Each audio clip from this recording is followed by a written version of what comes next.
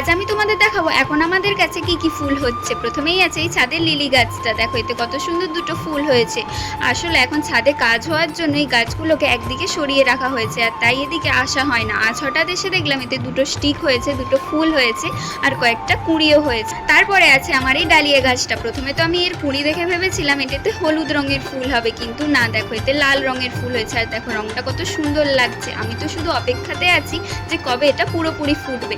তারপর দেখো আমার কাঠগোলাপের গাছেও নতুন দুটো পাতা হয়েছে, কুঁড়ি হয়েছে, আর একটা ফুলও হয়েছে। আর আমাদের স্থলপদ্মের গাছেও দেখো নতুন নতুন কুঁড়ি হয়েছে, এতেও কয়েকদিন পর ফুল হবে। আর আমাদের আকন্দ গাছে তো এখন ভরে ভরে ফুল হচ্ছে।